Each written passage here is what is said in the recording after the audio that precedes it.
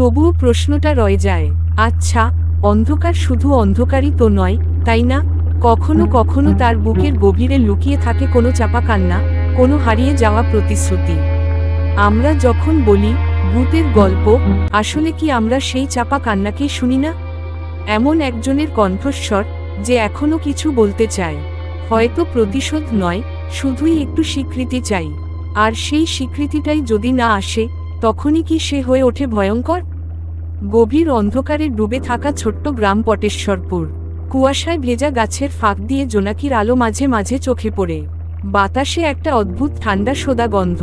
পুরো গ্রামে যেন একটা অদ্ভুত নিস্তব্ধতা নেমে এসেছে। কেউ কথা বলছে না, যেন সবাই নিঃশব্দে কিছু একটা অপেক্ষা করছে। এই গ্রামে বাস করত রমেন মণ্ডল ও তার পরিবার, স্ত্রী মালতী, ছেলে রঞ্জন আর বয়স্ক মা হরিমণি। রমেন একজন কৃষক, সারা দিন মাঠে কাজ করে রাতে ক্লান্ত হয়ে ঘরে ফেরে। তাদের পরিবার খুব সাধারণ, কিন্তু মায়ে ভরপুর। সেদিন সন্ধ্যাবেলায় মালতীর চোখে পড়ে হরিমণি বারান্দায় একা বসে খালি চোখে তাকিয়ে আছেন অন্ধকারের দিকে। মা, ঠান্ডা লাগবে, ভেতরে আসো, বলতেই হরিমণি কাপা গলায় বললেন, ওই গাছটার তলায় কিছু একটা আছে রে মা। আমি দেখলাম। মালতী চমকে উঠে জিজ্ঞেস করে, কি দেখলে মা? হরিমণি ফিসফিস করে বলে, সাদা কাপড়। না না, হাঁটছে, ছায়ার মতো। রমেন বাড়ি ফিরলে মালতী ঘটনাটা বলে। রমেন হেসে উড়িয়ে দেয়, এ বয়সে মানুষ অনেক কিছুই দেখে। মা একটু বিভ্রান্ত হয়ে গেছে বুঝি। কিন্তু রাতে ঘুমাতে যাওয়ার সময় হরিমণি ফিসফিস করে বলে, আজ রাতটা সাবধানে থাকিস, ও আজ আবার আসবে। রাত্রি তখন গভীর, চারপাশে পোকামাকড়ের আওয়াজ আর মাঝে মধ্যে শেয়ালের ডাক। রমেন বিছানায় শুয়ে, কিন্তু ঘুম আসছে না। জানালার পাশে একটা ঠান্ডা বাতাস ঢুকছে। সে উঠে গিয়ে জানালাটা বন্ধ করতে যায়, হঠাৎ সে শুনতে পায় খুব দূরে কোথাও কেউ ফিসফিস করে বলছে, রমেন, রমেন। তার সারা শরীর শিউরে ওঠে। কে ডাকছে তাকে এই রাতের গভীরে? জানালার বাইরে তাকিয়ে দেখে গাছের নিচে সত্যিই একটা সাদা ছায়া নড়ছে। সে স্তব্ধ দাঁড়িয়ে থাকে। শব্দটা আবার আসে, রমেন, আমি ফিরে এসেছি। রমেন জানে এটা কোনো মানুষ নয়। সে দ্রুত বিছানায় ফিরে আসে, মালতীকে জাগায়। ওঠো মালত। পরের দিন সকালে গ্রামের এক প্রবীণ ব্যক্তি, পাঞ্চু কাকা, এসে বলেন, তোমাদের গাছটার নিচে যে জায়গাটা, ওখানে 50 বছর আগে এক মেয়ে মারা গিয়েছিল, চরণী। তার বিয়ে ঠিক হয়েছিল গ্রামের এক ছেলের সঙ্গে, কিন্তু বরের পরিবার তিরস্কার করে, কারণ মেয়েটির পরিবার গরিব ছিল। বিয়ের রাতে চরণী গাছে গলায় দড়ি দেয়।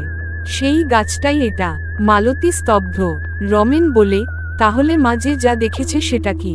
চরণীর আত্মা? পাঞ্চু কাকা মাথা নাড়েন। অনেকে বলে, চরণী রাতে ঘোরে, সাদা শাড়ি পরে, সেই গাছের নিচে দাঁড়িয়ে থাকে। যে তাকে দেখে, তার জীবনে কিছু না কিছু অশুভ ঘটে। সন্ধ্যা নামতেই পুরো পটেশ্বরপুর গ্রাম যেন আবার নিস্তব্ধ হয়ে গেল। পাখিরা ডেকে উঠলেও কুকুরগুলো একদম চুপ। হঠাৎ করে যেন বাতাস ভারী হয়ে গেছে। রমেন বাইরে থেকে খামারে ফিরে আসার সময় দেখে গাছটার নিচে কিছু একটা পড়ে আছে। কাছে যেতেই দেখে একটা পুরনো সাদা ওড়না। তার কণ্ঠ শুকিয়ে গেল। রঞ্জনের তখন কেমন একটা অস্থিরতা কাজ করছে। সে রাতের বেলা একা টয়লেটে যাওয়ার জন্য উঠতে গিয়ে দেখে দরজার ফাঁক দিয়ে একটা সাদা কাপড় দুলে উঠছে। সে চিৎকার করে উঠে, মা, মা, কেউ আছে ওখানে। মালতী দৌড়ে আসে। রমেন ছুটে যায় বাইরে, কিন্তু কেউ নেই। রঞ্জনের চোখে জল, সে কাঁপছে, আমি ওকে দেখেছি। আমার সামনে দিয়ে সাদা কাপড় উড়ে গেল। মা, আমি মিথ্যে বলছি না। পরদিন সকালে রমেন আর পাঞ্চু কাকা গ্রামের পুরনো মন্দিরে যায়। সেখানে পুরোহিত অদ্ভুত একটা কথা বলেন, চরণীর আত্মা এখনও মুক্ত নয়। তার মৃত্যু স্বাভাবিক ছিল না, সে অভিশপ্ত হয়ে গেছে। প্রতি বছর চৈত্র মাসের এই সময় সে ফিরে আসে। যার ঘর থেকে মাটি বা গাছপালা নেওয়া হয়, সেখানেই সে প্রথমে যায়। রমেনের মাথা ঘুরে যায়, আমরা তো সেদিন গাছটার পাশে বসে মাটি খুঁড়েছিলাম, বাগান করব বলে। পুরোহিত বলেন, তুমি তার স্থান নষ্ট করেছ। এখন সে তোমাদের ছায়ার মতো অনুসরণ। পুরোহিত বলে, তার জন্য পূর্ণ শ্রাদ্ধ আর অপরাধ ক্ষমা করতে হবে। কিন্তু আগে তোমাদের সাহসী হতে হবে। ভয় পেলে সে আরও শক্তিশালী হয়ে উঠবে। রাতে মালতী হঠাৎ ঘুম থেকে উঠে দেখে জানালার পাশে দাঁড়িয়ে হরিমণি চিৎকার করে কাঁদছেন, ও আমার ছেলেকে নিয়ে যাচ্ছে। আমার রমেন, ফিরে আয়। মালতী ছুটে যায়, রঞ্জন উঠে পড়ে। জানালার বাইরে সাদা একটা ছায়া দেখা যায়, তাকে অনুসরণ করছে রমেন। যেন কেউ তাকে টেনে নিচ্ছে গাছটার দিকে। মালতী আর রঞ্জন দৌড়ে যায়। রমেন, ফিরে এসো, ওকে বিশ্বাস করো না। মালতীর কণ্ঠে হাহাকার। রমেন যেন একটা ঘোরে চলে গেছে, কিছু শুনতে পাচ্ছে না। ঠিক তখন হঠাৎ এক তীব্র আর্তনাদ। চরণীর ছায়া এক মুহূর্তে হাওয়ায় মিলিয়ে যায়, আর রমেন ধপ করে মাটিতে পড়ে যায়। পরদিন পুরোহিতের সাহায্যে পরিবারটি সেই গাছের নিচে পূজা করে।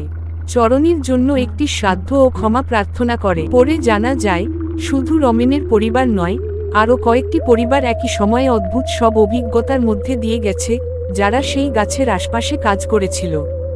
হরিমণি তখন বলেন, ভূত আছে কি না জানি না, কিন্তু যাদের সাথে অন্যায় হয়, তাদের আত্মা যদি শান্তি না পায়, তাহলে সে আমাদের মাঝেই থাকে। রমেন ধীরে ধীরে সুস্থ হয়। রঞ্জন আর কোনোদিন রাতের বেলা একা বাইরে যায় না। পূজার পরের রাতে বাড়িতে সবাই কিছুটা শান্তিতে ঘুমিয়েছিল। তবে মালতীর ঘুম ভাঙে এক অদ্ভুত শব্দে। সে দেখে রঞ্জন বিছানায় নেই। সেই মুহূর্তে জানালার বাইরে তাকিয়ে সে যা দেখে, তার হৃদয় থেমে যায়। রঞ্জন গাছটার নিচে দাঁড়িয়ে আছে, একদম স্থির। তার চোখ দুটো পুরো সাদা। মালতী ছুটে যায়, চিৎকার করে রমেনকে ডাকে, তোমার ছেলের শরীরে কিছু ঢুকে গেছে, ওর চোখের দিকে তাকাও। রমেনও হতবাক। রঞ্জন ঠান্ডা গলায় বলে, তোমরা আমার ঘর নষ্ট করেছ। আমি এখানে ছিলাম, শান্তিতে ছিলাম, আর তোমরা সেই শান্তি কেড়ে নিয়েছ। পুরোহিতকে আবার ডেকে আনা হয়। তিনি বলেন, চরণী রঞ্জনের শরীরকে তার বাহন করেছে। তার কিছু বলতে বাকি ছিল, যা সে নিজে বলতে পারেনি। পুরোহিত রঞ্জনের সামনে বসে মন্ত্রোচ্চারণ শুরু করেন। ঘরটা অদ্ভুত ঠান্ডা হয়ে যায়। বাতাসে শঙ্খধ্বনি আর ধূপের গন্ধ মিশে ভয়ানক এক পরিবেশ তৈরি করে। রঞ্জনের ঠোঁট কাঁপতে থাকে, আর তারপর তার কণ্ঠ দিয়ে বের হয় এক নারীকণ্ঠ, আমাকে জোর করে অপমান করা হয়েছিল। আমি কাউকে ভালোবেসেছিলাম, কিন্তু সে আমাকে ত্যাগ করে। আমার জীবন শেষ করে দিয়েছিল সমাজ, আমি কাউকে ছুঁতেই পারিনি। পুরোহিত শান্ত গলায় বলেন, চরণী, তুমি এখন মুক্তি পাও। এই পরিবার তোমার জন্য শ্রদ্ধা নিবেদন করেছে।